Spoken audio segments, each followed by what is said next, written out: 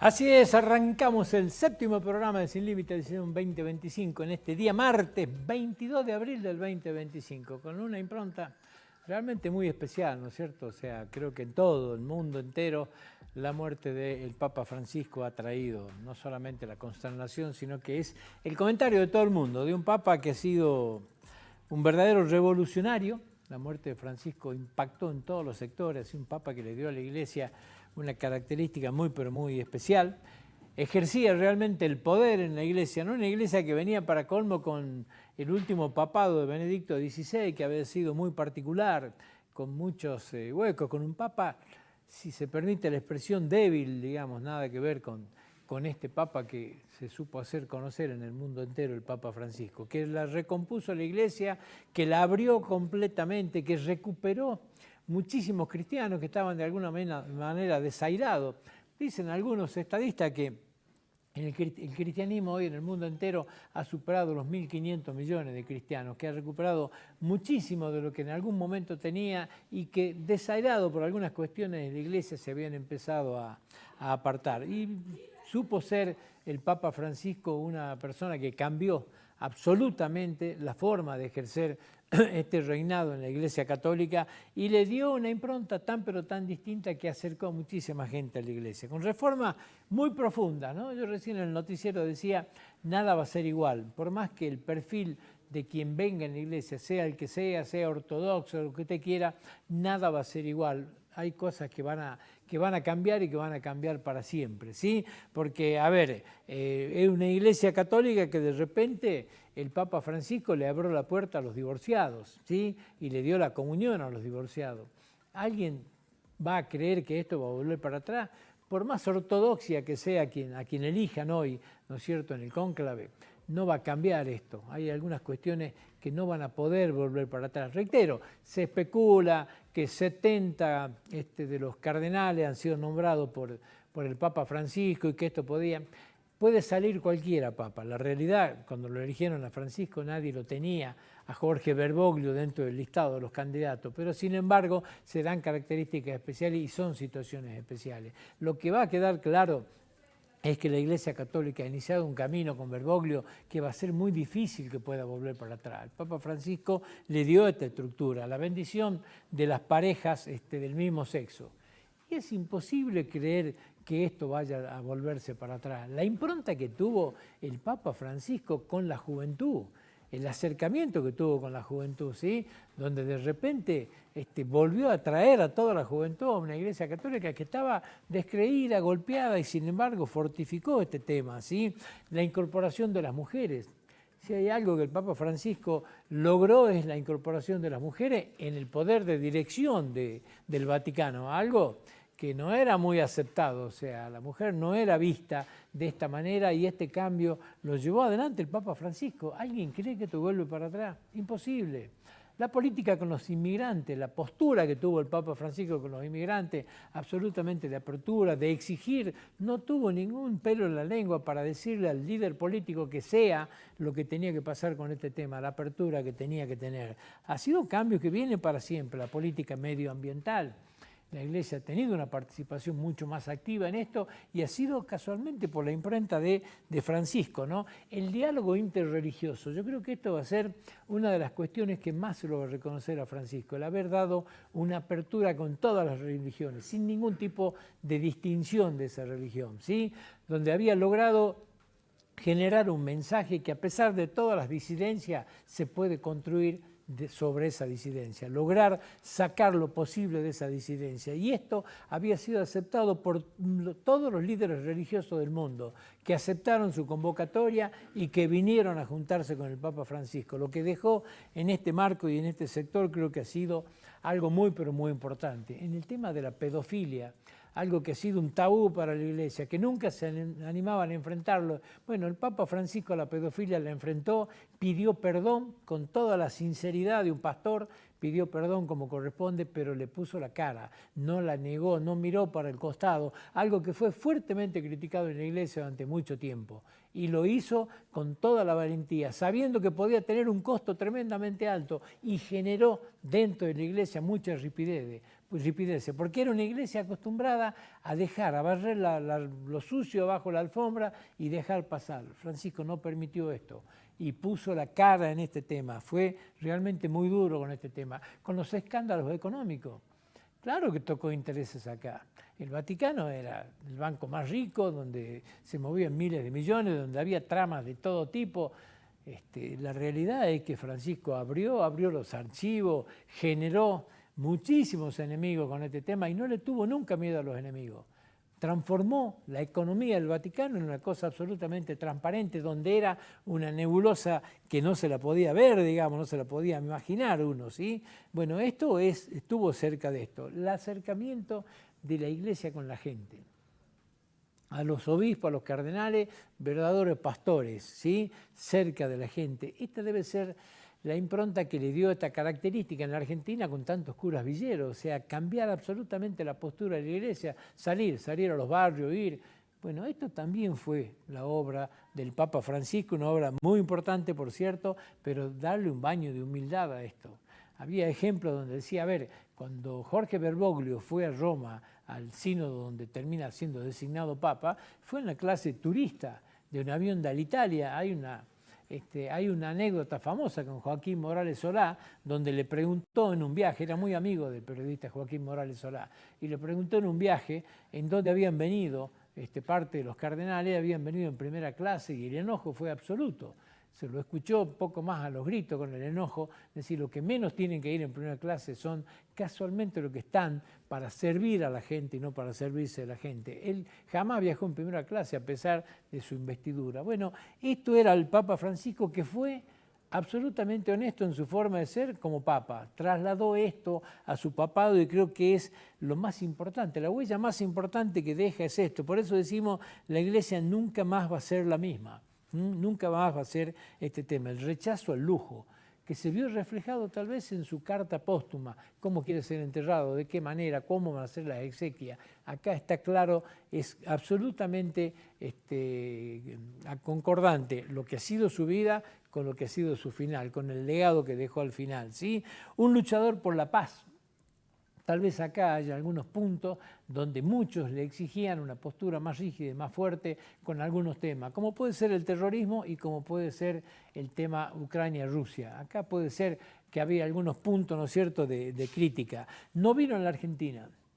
Y esto en muchos argentinos hacen que lo juzguen, pero lo juzguen por una pequeñez absoluta que es un error. O sea, en tratar de entender al Papa Francisco a través de Jorge Bergoglio es un error. Era jesuita, es cierto, y los jesuitas son políticos, no hay nada que hacerle. Pero querer entenderlo desde ahí es un error muy grande. La obra del Papa Francisco ha sido inmensamente más grande. Quedarse con eso tan chiquitito es quedarse viendo un pequeño árbol sin ver todo el bosque que había por atrás. Es cierto, al ser un poco político también cayó en esa grieta y tal vez esa grieta lo metió en un barro donde terminó no pudiendo venir a la Argentina, ¿no es cierto?, algo que hubiese querido siempre, pero que no quería ser usado por la política. Y no vino. Y esto fue un motivo de críticas de muchos, donde muchos pueden estar en desacuerdo con que le haya entregado un rosario a Milagro Sala, con alguna postura con Cristina Fernández de Kirchner, que si uno lo quiere ver, con Cristina Fernández de Kirchner terminó siendo un acto de perdón tremendo, si no hay forma de no recordar que Jorge Bergoglio, uno de los enemigos más claros que tuvo, ¿no es cierto?, que intentó hasta sacarlo de su cargo, fue Néstor Kirchner, que hasta le pagó a Horacio Berbisky para escribir un libro en contra de Jorge Bergoglio. O sea, fue un enemigo total y sin embargo la recibió a Cristina, la perdonó a Cristina. O sea, ha tenido realmente puede ser motivo de crítica que muchos no lo entiendan, pero la realidad es que como Papa ha sido el Papa más importante del mundo y ha sido el hombre más importante de la Argentina sin ninguna discusión. Se ha ido alguien realmente grande que ha dejado cosas muy importantes para la Iglesia Católica y cuyo entendimiento y cuya obra la vamos a ir viendo en los días que vienen. Mucha gente no llegó a entenderlo porque se quedó con el Jorge Bergoglio, con el político, con esa persona dura que enfrentaba acá con el rostro adusto a todo el mundo. Pero la realidad es que hay que juzgarlo como Papa, y como Papa su obra fue inmensamente superior a lo que a nosotros nos puede entrar en la cabeza pensándolo como un político argentino. Era jesuita, era político, pero su obra fue muchísimo más grande. Cambiemos de tema. El tema del dólar, bueno, también fue una semana tremenda con el tema del dólar. Había arrancado en 1250, nosotros hablamos la semana pasada, cuando estuvimos en esta columna de Sin Límite también. La realidad es que después terminó bajando, perforó la barrera de los 1100, se empezó a acercar a los 1000 pesos, algo que, bueno, es un poco lo que habían pronosticado, ¿no? Tanto Toto Caputo como el presidente Javier Milei. Luego se instaló en 1230. Ahora bajó a 1160, ahí está quieto hace más de 24 horas. Bueno, la realidad es que creo que la pregunta del dólar no es si esto se va a mantener. La gran pregunta que tiene la evaluación del dólar es, ¿la Argentina soporta un dólar de 1000 pesos? ¿Es factible sostener un dólar de 1000 pesos? ¿Cuáles son los sectores que uno mira dentro del poco conocimiento que puede tener y dice, no, esto es imposible? El campo. Yo no me imagino un dólar de 1000 pesos, o ahora como está nada más en el campo, si ya estaban todos esperando una devaluación, es cierto, estaban todos esperando una devaluación. Teníamos un dólar de 1095 y el campo no liquidaba, a pesar de que le habían bajado las retenciones. Ahora, ¿alguien cree que el campo se lo puede castigar diciendo en julio vuelven las retenciones, pierden este 7% y van a tener un dólar a 1000? Creer que darle un escarmiento al campo sin creer que le va a dar un escarmiento al Banco Central y a la Reserva con los dólares es un error. ¿Qué ganan con quebrar esto? Por eso decimos, ¿puede el campo sostener esto? Con salarios que están subiendo en dólares, si usted quiere ver, porque el salario sube en pesos, pero si usted sigue bajando el valor del dólar, cada vez la mano de obra se transforma en más cara. Podrá ser que sea bueno para importar algunos productos que vienen de fertilizantes y herbicidas, pero la realidad es que el resto de los costos lo están pagando acá. El valor de la electricidad, el gas, se lo está pagando acá. O sea, a valores de peso argentino que se va haciendo en Argentina cada vez más cara en dólar. Por eso ¿se puede sostener un dólar de 1000? El turismo. ¿Puede sostener un dólar de 1000? Hemos tenido ya un febrero y marzo donde la balanza comercial del turismo ha sido absolutamente negativa, en más de 5.000 millones de dólares. Si ponemos un dólar de 1000, que todo el mundo va a terminar viajando afuera porque va a ser muy barato viajar afuera. ¿Y quién va a venir a la Argentina? Si usted pone un dólar de 1000, la Argentina se va a transformar en muchísimo más cara. Por eso nos preguntamos, ¿es factible tener esto? El que vive de las exportaciones, ¿puede soportar un dólar de 1000? Está bien, usted me dirá, a ciertos sectores importadores puede favorecerlo, pero ¿es factible sostener un dólar de 1000? Sí va a servir para bajar la inflación. ¿A qué costo? ¿Cuánta gente va a quedar en el camino, digamos? Por eso, yo la verdad la respuesta no la tengo. No sé si es factible un dólar de 1000 pesos. Los economistas dicen que sí. Ahora, ¿es un revanchismo para la gente que apostó a la devaluación? Si es así, me parece que nos estamos quedando muy cortitos en el análisis. Hay que mirarlo de otro lado. Creo que Argentina no soporta, bajo ningún punto de vista, un dólar de estos valores en una brecha entre los 1000 o 1100 pesos. Había un sector tremendamente grande de la economía que estaba absolutamente convencido de que el dólar iba a tener una devaluación. Cuando se fue a 1250 con una devaluación un poquitito superior al 10%, muchos creyeron ver en esto un ajuste que de ahí había que salir a tratar de decir, che, que esto no se vaya a la inflación. Pero la realidad es que muchos entendían de que esto era un valor mucho más razonable en el marco de lo que es el punto de equidistancia entre importación y exportación. Hoy, como está planteado, me parece que hay muchos sectores que están en un serio problema. Si creen que le van a seguir profundizando el problema, puede terminar esto en un error. El tema inflación, claro, esta es la gran discusión.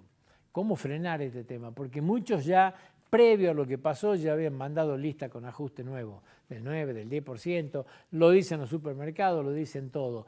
Lo dijimos en esta columna la semana pasada y lo volvemos a repetir. Es muy importante usted, yo, la gente que va, que hace las compras, hay que elegir, hay que mirar, hay que quejarse. La Argentina está indexada mentalmente, llevamos 40 años de inflación y estamos mentalmente indexados. Lo primero que hacemos es ajustar los valores. Bueno, hoy el mecanismo no da como para ajustar. Viene un gran debate en este tema. Vamos a tener 2 o 3 meses con una inflación superior al 3% y va a dar la sensación como que el plan se está cayendo. Yo creo que no hay que ser tremendista en esta manera. Las cartas están sobre la mesa y falta mucho para decir que hay un plan que se esté cayendo. De hecho, en semejante medida, en sacarle el cepo y quedarse ahí sin ningún tipo de red protectora haciendo equilibrio, ha sido una maniobra audaz y está saliendo demasiado bien. Se fue para abajo el dólar, ¿sí? El criterio fue el adecuado. Ahora reitero, hay muchas variables de la economía que es como la sábana corta, entonces se tapa la cabeza, se le tapa los pies. Estas cosas pasan, con el dólar pasa algo parecido.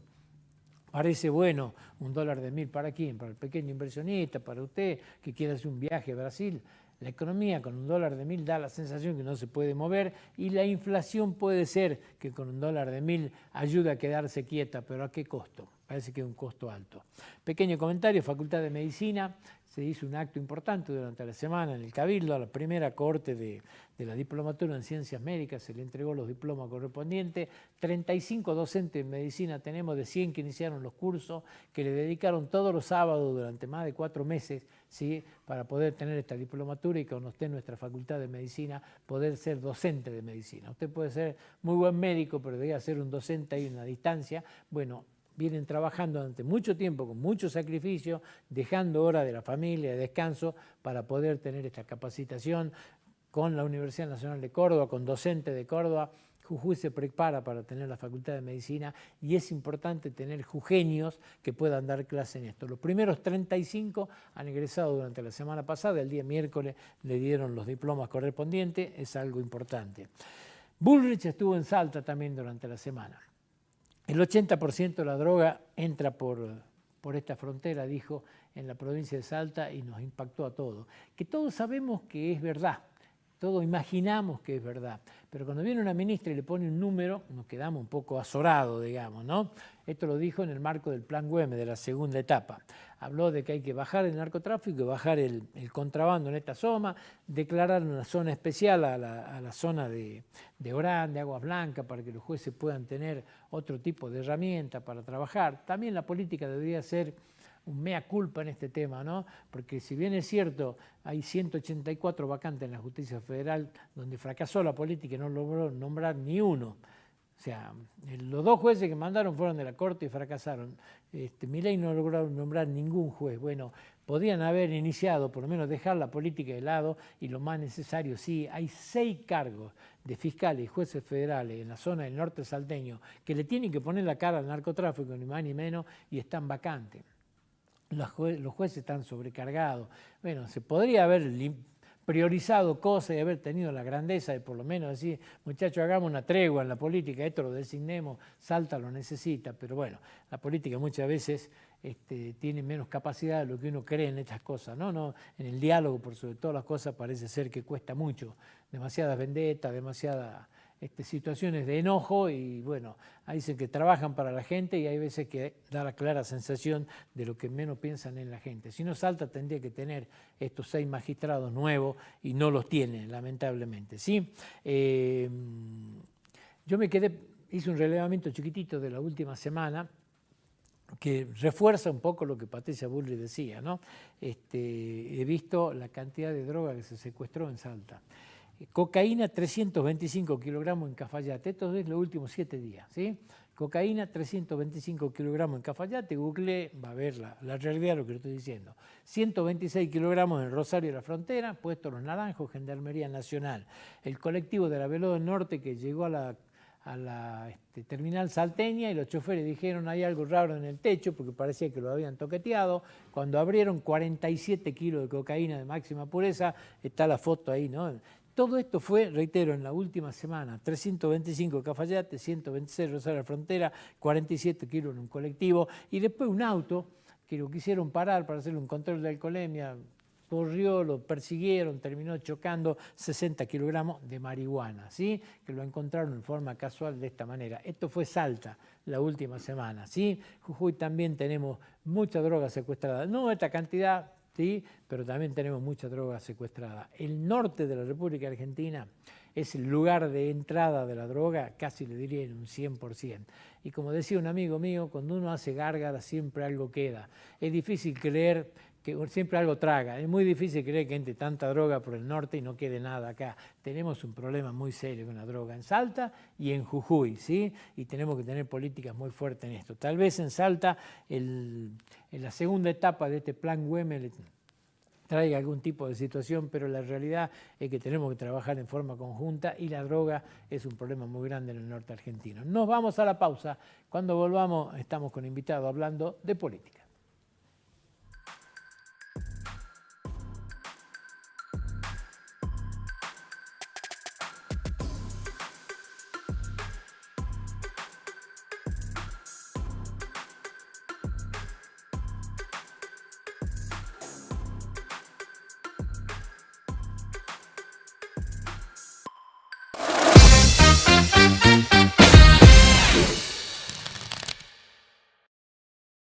Deja de hacer filas para pagar tu factura de luz. Es momento de hacerlo con tu billetera virtual, escaneando con tu celular el código QR en nuestra web www.egesa.com.ar y así de fácil es pagar tu factura de luz.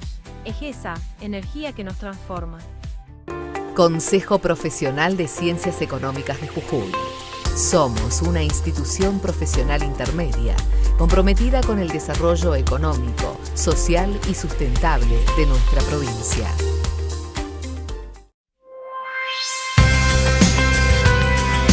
Laboratorio Ciufi, 50 años junto a la salud de los jujeños. Atención a domicilio, controles laborales, estudios genéticos. Belgrano 1165, teléfono 422-7225. Laboratorio Ciufi, profesionalismo, ética y tecnología a su servicio. Eugenio, necesitamos a alguien con tu trayectoria. ¿Estás para volver? Quiere que vuelva. Esto es 1 a 1, Pablo. Hay que convocarlos a todos. Pensá en macro.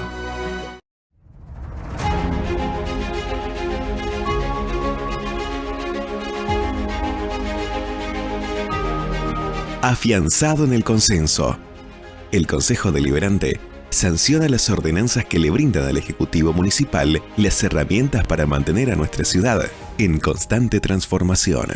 A través de la definición de nuevos lugares de encuentro y recreación, la promoción de actividades productivas, económicas y culturales, de la obra pública y privada, la descentralización de servicios en los barrios, la seguridad en el tránsito, la regulación de servicios vitales para los vecinos, como también destacando a los vecinos que aportan algo más en bien de su sociedad.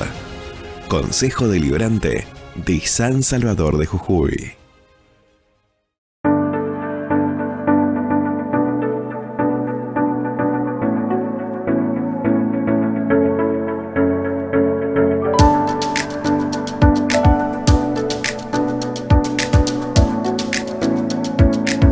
En Ledesma, hace más de 50 años que producimos papel a partir de la fibra de caña de azúcar. Además, reciclamos todos nuestros residuos sólidos. Generamos energía y preservamos 2 de cada 3 hectáreas de bosque por cada hectárea de producción de caña de azúcar. Somos parte de un paisaje productivo protegido en el corazón de las yungas jujeñas y por eso el cuidado del ambiente es fundamental para preservarlo para el paso de las generaciones futuras.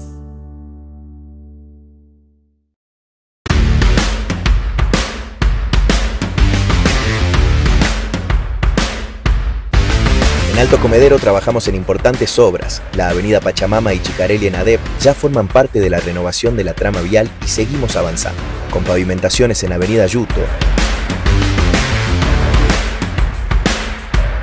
calle Teniente Vázquez Daniel,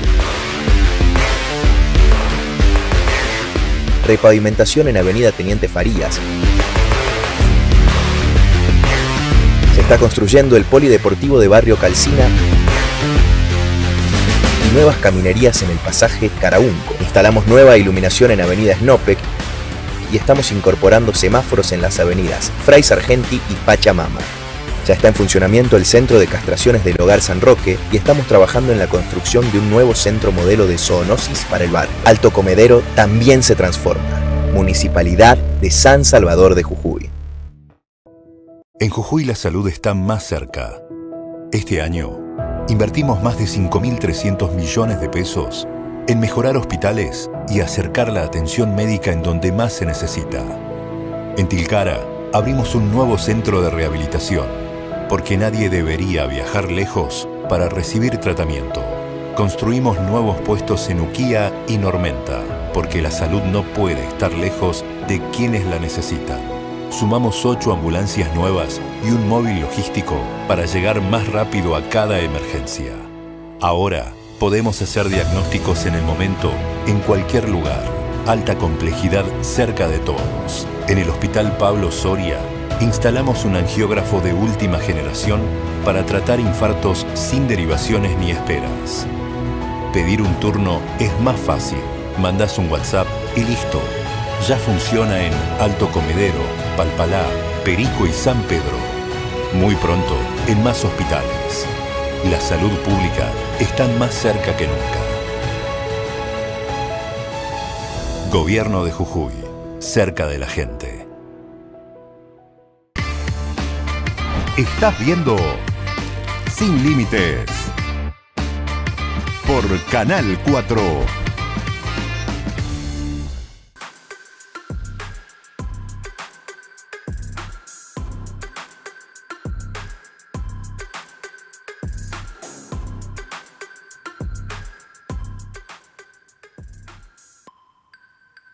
Muy bien, amigos, volvemos al aire. Estamos en este bloque acompañado por Raúl Osvaldo Atié, Frente Unir Libertad, candidato a diputado en primer término. Raúl, gracias por venir. No, muy amable. Frente Liberal. Unir, liberal, está Sí. bien, muy amable. Y te lo pregunté antes. Sí, vení.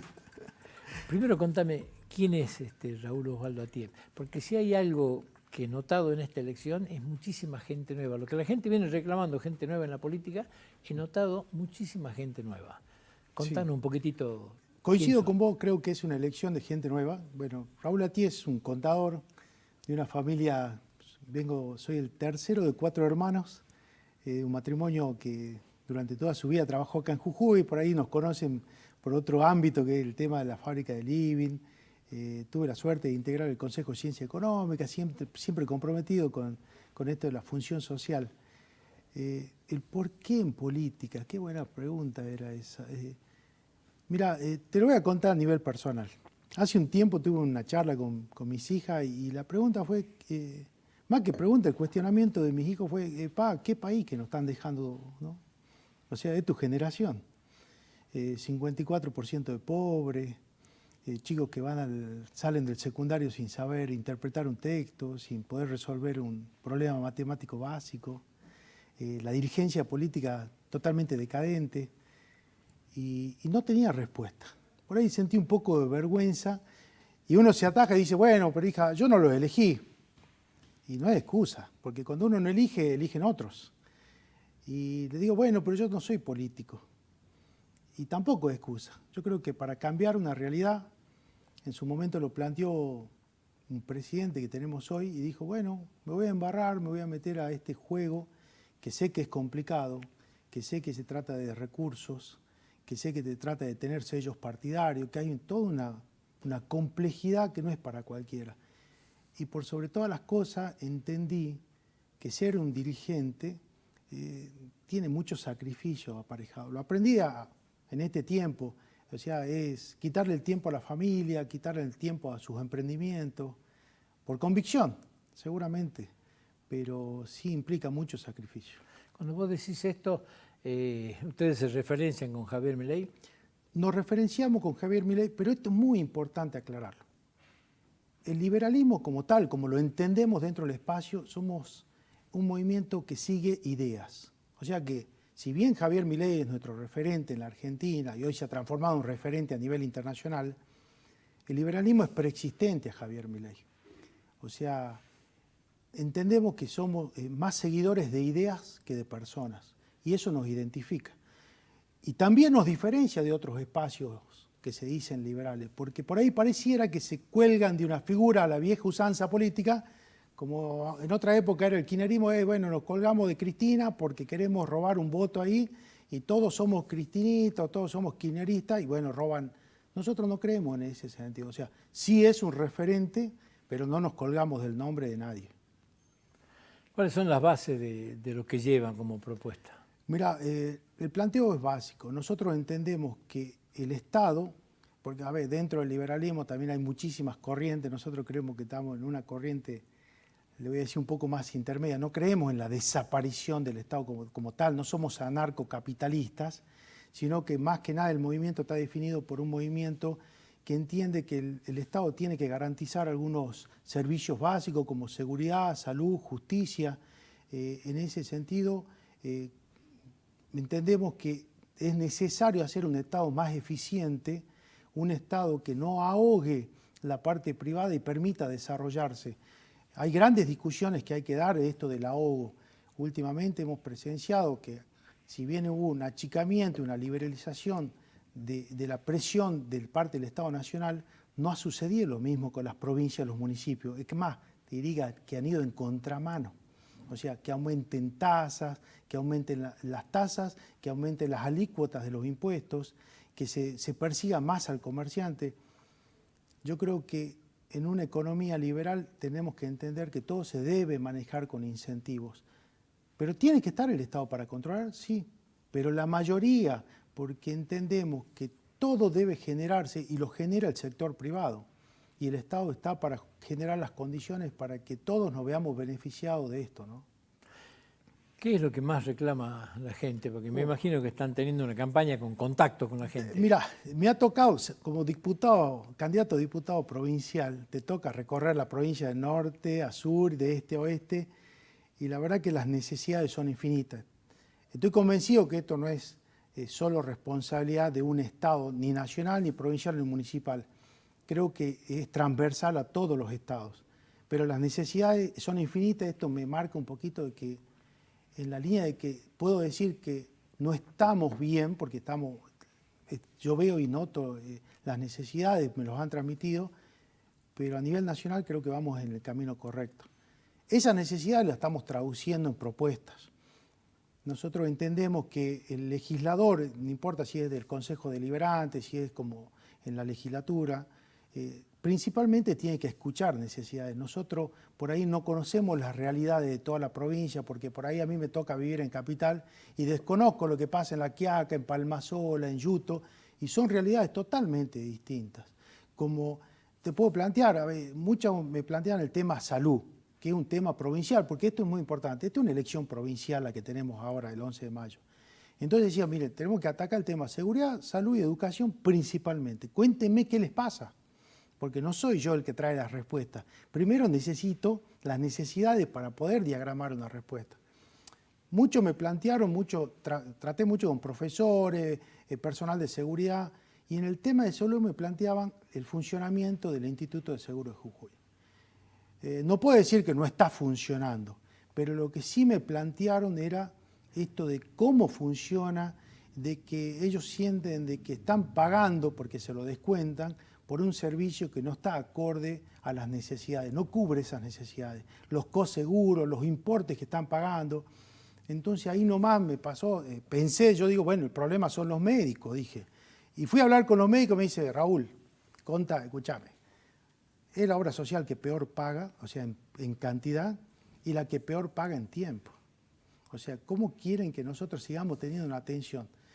Y si está este mecanismo de denuncia, o sea, que nos van a enfrentar el afiliado con el profesional y no sirve. Yo creo que en ese sentido, y vamos a hacer, la propuesta nuestra es volver al origen y a las bases de la fundación del Instituto de Seguro Jujuy, que es darle autonomía y autarquía. La autonomía para que pueda financiarse, porque así está prevista la ley de creación, se pueda financiar con recursos propios y que sea la autarquía para que sea administrada por los beneficiarios del Instituto de Seguro Jujuy. Porque solo ellos conocen de sus necesidades y saben dónde van a poner sus recursos y de la mejor manera de hacerlo. Nosotros entendemos que tenemos que sacar la política del medio del instituto y que funcione como una obra social, como tiene que ser. Una vez que lo pongamos en funcionamiento, en una segunda etapa, y lo quiero dejar bien aclarado que es una segunda etapa, nosotros entendemos que podemos hacer una apertura para aquellos que cuando tengamos una obra social que funcione correctamente, también puedan elegir otras obras sociales del abanico. Pero creemos que eso es una segunda etapa.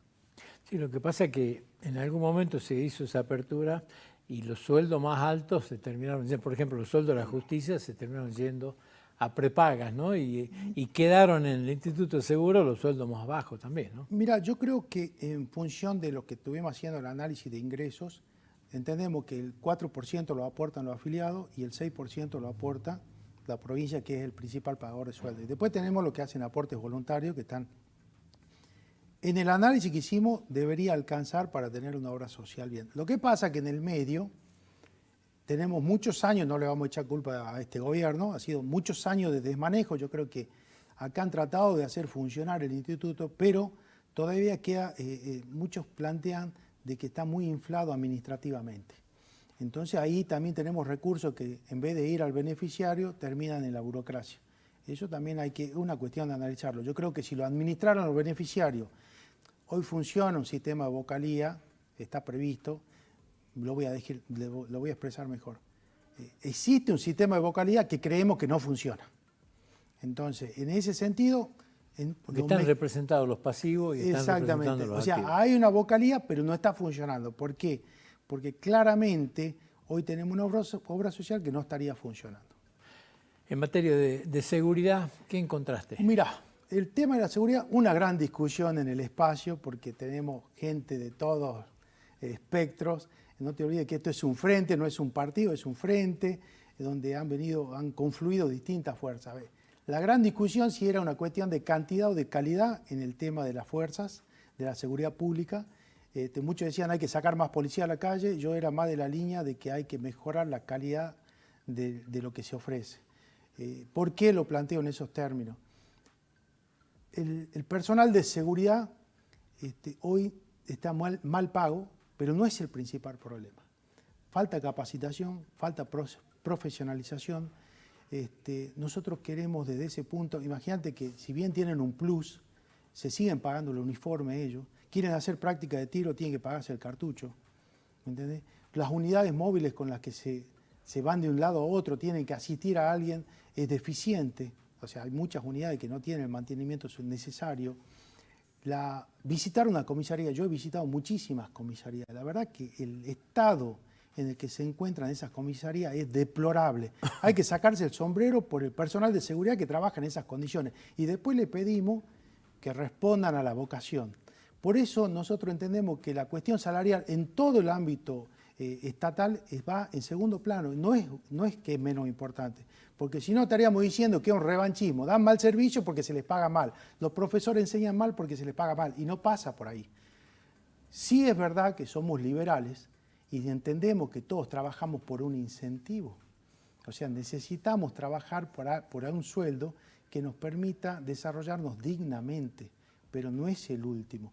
En el caso de salud, queremos recuperar el FES, que vuelva a mano de la policía. Está bien, en algún momento fue a arcas las generales de la provincia por un tema de corrupción y malos manejos, pero que funcionara mal o que lo hicieron funcionar mal, no quiere decir que deje de existir. Nosotros queremos hacer que eso vuelva, porque por ahí, de esa manera, tenían para arreglar los baños de las comisarías. Es lo que se cobra por los estampallados y todo. Claro, es lo que, el Fondo Especial de Seguridad Pública. Sí.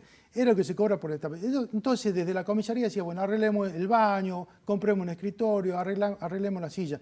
Hoy, para hacer un arreglo de un baño, es un trámite. Yo le preguntaba, ¿cómo no arreglan el baño? No, dice, tenemos que entrar a logística, una procesión, dice, que no se acaba nunca más. Entonces, vamos a recuperar el FES. De la legislatura vamos a proponer la recuperación del FES. Y a nivel educativo, por supuesto, esta es una gran discusión, queremos cambiar la bajada política que se da hacia la educación pública.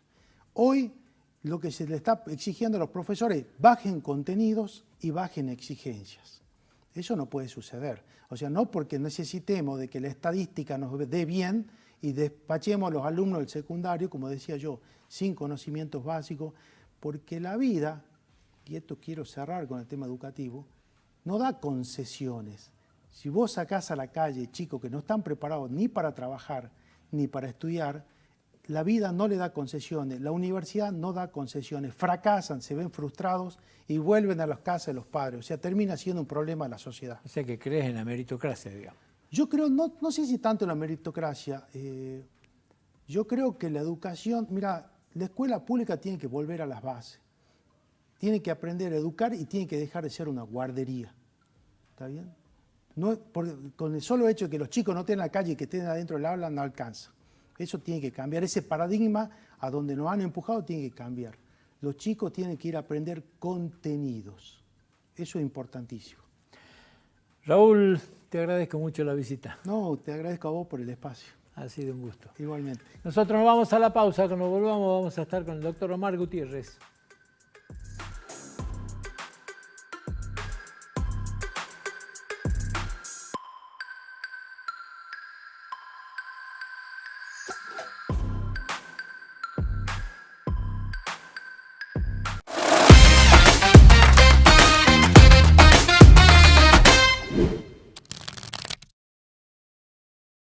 Deja de hacer filas para pagar tu factura de luz. Es momento de hacerlo con tu billetera virtual, escaneando con tu celular el código QR en nuestra web www.egesa.com.ar y así de fácil es pagar tu factura de luz.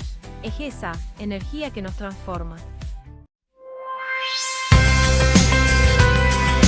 Laboratorio Ciufi, 50 años junto a la salud de los jujeños. Atención a domicilio, controles laborales, estudios genéticos. Belgrano 1165, teléfono 422-7225. Laboratorio Ciufi, profesionalismo, ética y tecnología a su servicio. Mamá. Mica, sabemos cómo te preparaste para esto. Todo lo que dejaste de lado. Tenés un gran futuro por delante y queremos que sea acá. Esto es 1 a 1, Pablo. Hay que convocarlos a todos. Pensá en macro.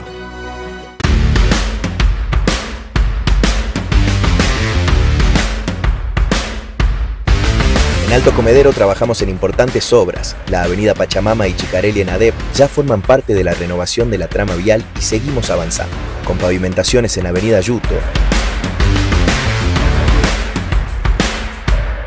calle Teniente Vázquez Daniel, repavimentación en avenida Teniente Farías. Se está construyendo el polideportivo de Barrio Calcina y nuevas caminerías en el pasaje Caraunco. Instalamos nueva iluminación en avenida Snopek y estamos incorporando semáforos en las avenidas Fray Sargenti y Pachamama. Ya está en funcionamiento el centro de castraciones del Hogar San Roque y estamos trabajando en la construcción de un nuevo centro modelo de zoonosis para el barrio. Alto Comedero también se transforma. Municipalidad de San Salvador de Jujuy.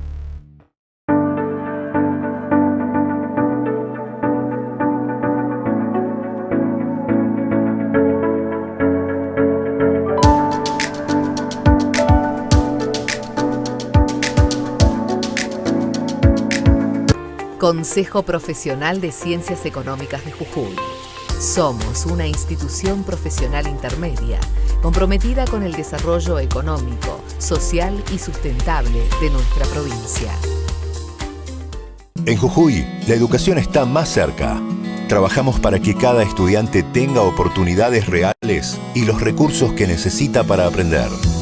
Con el Plan Provincial de Alfabetización, reforzamos la lectura, la escritura y la comprensión en las escuelas. Entregamos 10.000 kits escolares para que todos los chicos tengan lo necesario para su formación. Logramos que 900 estudiantes vuelvan a las escuelas con políticas de contención con el programa CREER. Otorgamos más de 44.000 becas Progresar para que más jóvenes puedan seguir estudiando. Construimos 82 nuevas instituciones educativas y seguimos avanzando con 43 obras en ejecución. Invertimos $25 millones en tecnología para que los estudiantes tengan acceso a nuevas herramientas de aprendizaje. Adquirimos 2.060 aulas digitales móviles, beneficiando a más de 800 escuelas en toda la provincia. Porque la educación es el futuro, seguimos garantizando oportunidades para todos. Gobierno de Jujuy, cerca de la gente.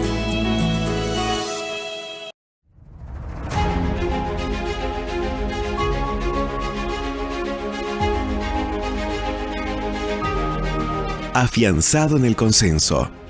El Consejo Deliberante sanciona las ordenanzas que le brindan al Ejecutivo Municipal las herramientas para mantener a nuestra ciudad en constante transformación. A través de la definición de nuevos lugares de encuentro y recreación, la promoción de actividades productivas, económicas y culturales, de la obra pública y privada, la descentralización de servicios en los barrios, la seguridad en el tránsito, la regulación de servicios vitales para los vecinos, como también destacando a los vecinos que aportan algo más en bien de su sociedad. Consejo Deliberante de San Salvador de Jujuy.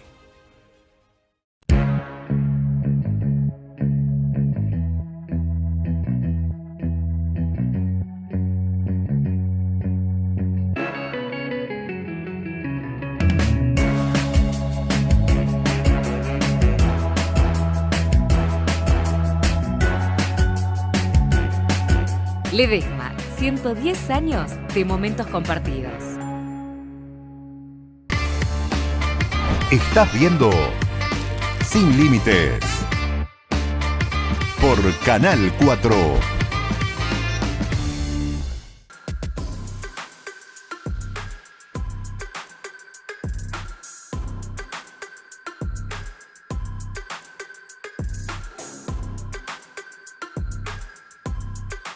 Muy bien, amigos, volvemos al aire. Estamos en este bloque acompañado por Omar Gutiérrez, candidato a diputado provincial en tercer lugar. Jujuy crece. Omar, gracias por venir. Al contrario, muchas gracias a vos por la invitación. Si me permitís un segundo, comparto todas las palabras tuyas del inicio con respecto al fallecimiento del Papa Francisco. La verdad que uno tiene que hacer una reflexión respecto de eso y comparto todo lo que dijiste. Sí, que por ahí hacemos un análisis muy parcial, lo analizamos como argentino y ha sido el Papa del mundo, o sea, ha sido el Papa de todo, entonces nos quedamos, me da la sensación que nos quedamos en un análisis muy chiquito, o sea, sí. Entonces es muy injusto ese tipo de análisis, ¿no? Sí, sí, así es. Omar, una campaña muy cortita, muy intensa, ¿cómo la están viviendo? Mira, efectivamente es una campaña corta y muy intensa. Y en lo personal estoy de acuerdo con que sea una campaña corta. Vos hace un poco charlabas y preguntabas qué es lo que la gente piensa, qué te dice, en qué está la gente. Creo que nosotros tenemos que fortalecer el lazo con la gente, el vínculo con la gente. Y la gente tampoco está para campañas largas, para grandes discursos políticos, para grandes movimientos. En este caso, yo soy la continuidad de representar un frente, que en este caso es el Frente Jujuy Crece, que tiene propuestas claras, no vamos a dar vuelta. Creo que hay una propuesta de provincia, creo que hay una intención con lo que queremos hacer. Por ahí la gente dice, Jujuy crece, ¿cómo es eso? Crece, que Jujuy está creciendo en todo. Es una intención, es un horizonte, es un lugar hacia el cual queremos llegar y a su vez es un lugar de donde venimos, de una provincia de muchos años postergada, pero que empezó a ponerse de pie, empezó a caminar y queremos fortalecer ese camino. Entonces, en ese sentido estamos trabajando. La base concreta, la campaña se le ha puesto también un poco sobre el hombro el propio gobernador de la provincia, ¿no? Defender un proyecto de provincia, que esta es la idea. Así es, Carlos Sadir es una persona de un bajo perfil, que en este momento está al frente de un gobierno provincial y que lo está haciendo con mucha solidez. Fíjate vos que eso también en su momento decían, ¿y quién es Carlos Sadir? ¿Cómo es que es gobernador de la provincia? Y ahí está demostrando quién es Carlos Sadir, con su impronta, con su forma de ser, que la gente lo va conociendo y se da cuenta que es una persona seria, que hace un trabajo serio y un trabajo honesto de llevar la provincia hacia donde todos queremos, que es a lo propositivo y no hacia lo negativo. Sí, con una imagen positiva alta, ¿no? El crecimiento que tuvo dentro de la evaluación que se hacen de los gobernadores tiene una imagen positiva alta, que a mí me llamó mucho la atención que el radicalismo, que a nivel nacional hoy tiene una ponderación muy mala, por una conducción muy mala, evidentemente, de Martín Lustó.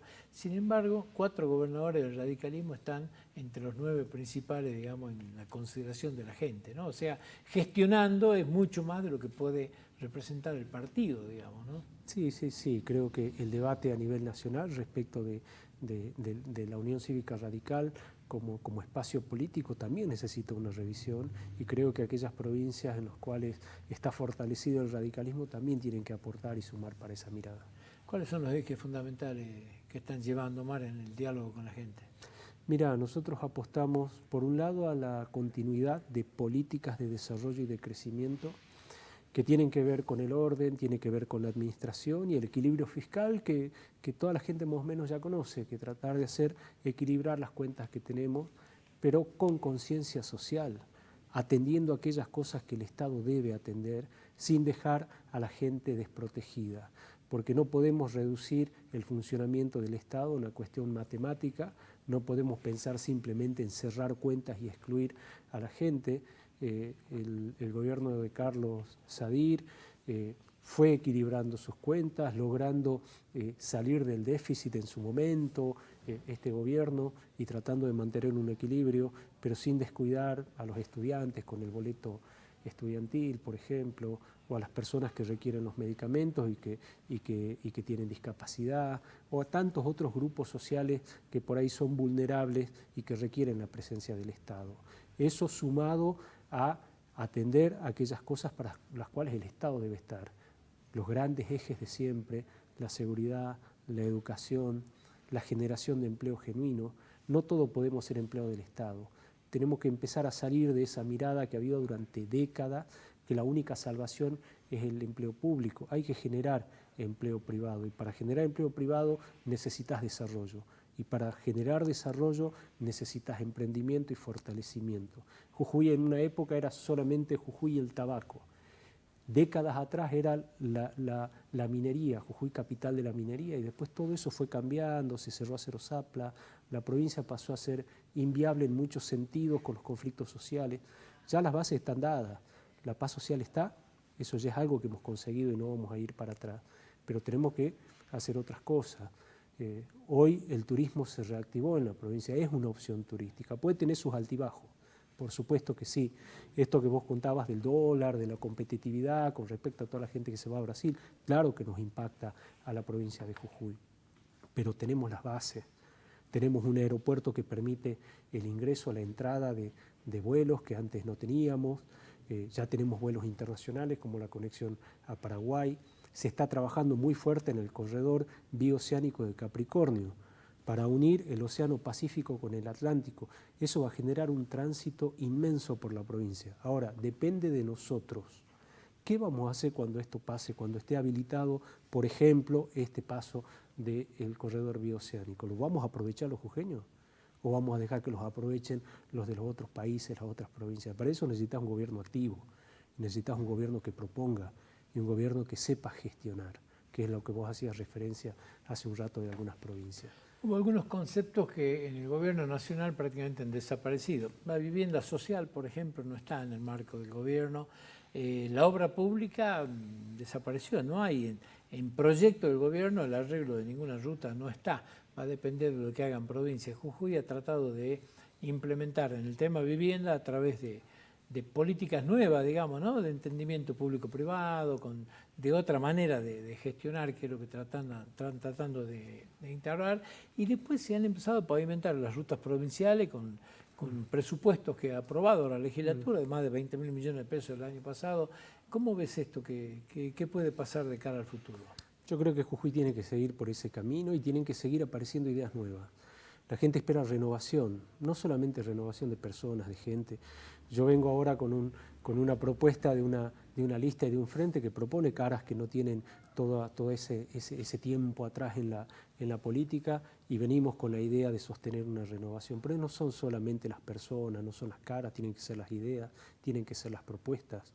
Esto de por qué no empezar a pensar en cosas diferentes, como esto de la obra público-privada, por ejemplo, para la construcción de viviendas, que es una iniciativa que se viene trabajando y que cuando eso llegue a consolidarse le va a dar opciones a la clase media, que son los que por ahí no tienen un recurso para comprar en forma directa una propiedad, pero sí pueden pagar una cuota y salir un poco de ese concepto anterior que había. Vos sabés cómo era el funcionamiento anterior del sistema de la vivienda, gente que tenía que pagar una cuota mínima y no la pagaba igual. Entonces de esa forma tampoco se puede sostener, hay que buscar cosas diferentes. Jujuy se está haciendo cargo con recursos propios de la reactivación, de la pavimentación, no solamente de las calles, sino de rutas. Fíjate cómo es el tramo, debes haber ido quizás para el sur en algún momento, pasar por Salta, por alguno de esos tramos que hay entre Metán, Rosario, La Frontera. Hace 2 días. Quería llorar. Es un desastre. Me tocó volver el domingo con lluvia por esa zona, no puedo entender la desidia en la Argentina. 40 años de Metán a Rosario, La Frontera, con una ruta angosta, y es la única salida que tiene Jujuy y Salta para ir para este lugar. O sea, es imposible entenderlo, la verdad. Es tremendo. Y la provincia de Jujuy trata de hacerse cargo de lo que le toca. Se está reactivando la pavimentación y la ampliación hacer la multitrocha a la Ruta 34, trabajar a ver cómo se hace con el tema de conectarla con el aeropuerto, conectar con Pampa Blanca, llegar hasta San Pedro, más adelante tratar de ir progresando para llegar a Ledesma. Pero bueno, son tramos, son etapas, son momentos en los cuales hay que ir a destrabar y hay que generar financiamiento y hacen falta recursos. Y esos recursos tienen que salir de la propia provincia. La Ruta 1, ¿no? Que se anunció también que se va a hacer por etapa, que es la ruta, a ver, se conoce como la ruta de la producción, digamos, ¿sí? Que es, bueno, un anuncio que ha hecho el gobernador también, que estuvo prácticamente en carpeta mucho tiempo, nunca la habían empujado y bueno, ahora se empujó para alargar una obra de mucha envergadura también, ¿no? Así es, pero tiene que tener este sentido que vos decís, no es que simplemente hacer una ruta por hacer una ruta o pavimentar por pavimentar, porque si no, caemos en la demagogia. ¿Para qué sirve eso? Si es una zona productora, entonces eso después vuelve, tiene que generar. Esa ruta tiene que ser una herramienta para poder generar después mayor producción, mayor trabajo, mayor mano de obra y reactivación de la economía local. ¿Y qué le plantea a la gente? ¿Hay receptividad? ¿Cuál es la actitud de la gente, digamos? ¿Es de hombros caídos? ¿Es de enojo? ¿Es de esperanza? ¿Cómo lo recibe la gente? Mira, hay una buena recepción de parte de la gente. Nosotros caminamos mucho el territorio, siempre estamos en la calle. A mí en lo particular, en lo personal, siempre me toca recibir mucho afecto de la gente. Quizás yo tengo un perfil diferente por un camino andado previamente distinto y siempre recibo mucha calidez de parte de la gente. Pero sí entiendo que hay que reconciliar a la política con las personas, porque de un tiempo a esta parte se nota que hay una brecha entre la política y la gente. Y eso no debe ser así, porque la política es la que permite que funcionen los sistemas democráticos. En el caso nuestro, este sistema democrático tiene que ser fortalecido a través de la participación ciudadana, de la participación de la gente. Para eso uno tiene que tener un vínculo muy fuerte. Yo soy una persona que tengo los pies en la tierra, que estoy siempre muy anclado a mis orígenes, a mi trabajo, a mi historia, a lo que vivo cotidianamente, y trato de llevar eso siempre al debate que se hace en los espacios en los cuales se discute no solamente las leyes, sino en la toma de decisiones. Y la gente quiere que se la escuche, quiere ser escuchada, necesita gente con sentido común en esos lugares de toma de decisión. El otro día leí un trabajo estadístico que decía que en la Argentina del año 2002 al 2023 prácticamente el crecimiento había sido nulo, si lo tomás en promedio. Pero esto no significa que en las provincias no haya habido crecimiento o haya habido caída. La primera era Neuquén, que tiene una impronta con el petróleo, evidentemente, el petróleo y gas muy importante, pero la segunda en crecimiento era Jujuy, con el 20.72% en los últimos 11 años, digamos, con características muy especiales. También si uno analiza el presupuesto, que ustedes lo aprueban todos los años, antes el 8% de lo que ingresaba era de Jujuy y el resto venía de afuera. Hoy estamos llegando al 20%. O sea, hay un cambio de esa matriz absolutamente importante. Yo recién te escuchaba, no podemos tener un Estado que siga creciendo, no puede dar empleo a todos.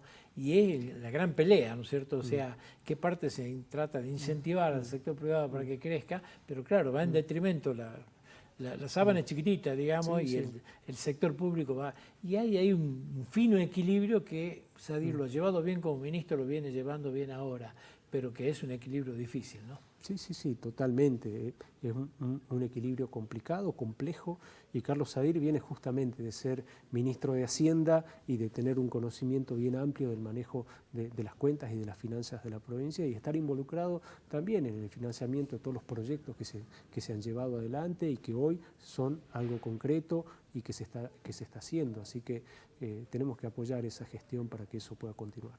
En materia legislativa, tanto el Consejo Deliberante Capitalino como la propia legislatura han sido prácticamente nada de conflictivo, o sea, han apoyado política, hubo leyes que se aprobaron con el voto del peronismo, ¿no es cierto? O sea, inclusive hasta la propia reforma de la Constitución han sido, no sé si me permite la expresión amigable, digamos, pero han tenido siempre, ¿no? Los poderes legislativos con los ejecutivos bastante diálogo. ¿Cómo vislumbran esto? Mira, yo creo que eso tiene que ver mucho también con el trabajo que se hace previo de ir al recinto. Por ahí la gente tiene la impresión de que el legislador aparece solamente al momento de ir al recinto en la sesión y levantar la mano u oponerse, y no es así. Hay un trabajo muy fuerte que se hace en el día a día, en el trabajo en las comisiones, en reuniones en los cuales se discute mucho. Y a su vez también cada uno de los bloques para adentro trabaja mucho y discute mucho. Yo soy una de las personas que por ahí dentro de mi bloque me caracterizo por expresar lo que siento y lo que pienso. Y a veces eso no coincide con la mirada de la mayoría. Pero a veces logramos influir a eso y encontrar y construir entre todos algo mejor, que creo que es para lo que la gente nos pone ahí, para que digamos aquello que pensamos y tratemos de construir algo mejor entre todos. Y nosotros tratamos de generarle al Ejecutivo, al ser oficialista, las herramientas para que se pueda concretar este anhelo, este sueño, este camino, este horizonte que nosotros venimos persiguiendo. Se terminó aprobando una ley, me acuerdo, de un seguro provincial de salud, y vos fuiste un opositor férreo de ese tipo de normativa. Sí, y después se vetó. Yo en ese sentido coincido con la decisión que tomó Carlos Sadir. Yo creo que ha tenido una buena decisión al hacer esto. Creo que es una ley que requería mayor análisis, que fue presentada cuando ya estaba terminando el año legislativo y no tuvo el tratamiento suficiente como para poder sacarlo de cara a la sociedad. El tiempo te dio la razón, porque terminó vetándose, ¿no? Sí, así fue. Pero bueno, estamos, como te digo, para construir, para tratar de generar consensos y para encontrar por el camino del diálogo lo mejor para los jujeños. ¿Por qué la gente tiene que votar a Jujuy Crece? Yo creo que somos una buena opción, creo que somos el camino que hay que continuar, creo que somos las personas que vamos a hacer posible lo que todos queremos. Y por otro lado, creo que hay que reconocer ante la gente que en muchas cosas nos equivocamos y que somos capaces de reconocer esos errores y rectificarlos, porque los caminos para llegar a algún lugar a veces no son directos, a veces vos vas tanteando, vas avanzando y vas llegando a donde vos querés. Y tenemos la fortaleza suficiente para hacerlo, para sostener el rumbo y para corregir aquellas cosas que no están bien. Omar, te agradezco mucho la visita. Gracias a vos. Nosotros nos despedimos, Dios mediante, hasta el próximo martes a las 14 horas. No se olvide, este programa usted lo puede volver a ver mañana miércoles a las 21 horas en la frecuencia 4 del Canal 4 y en el canal de YouTube cuando usted quiera. Muchísimas gracias, muy buenas tardes para todos.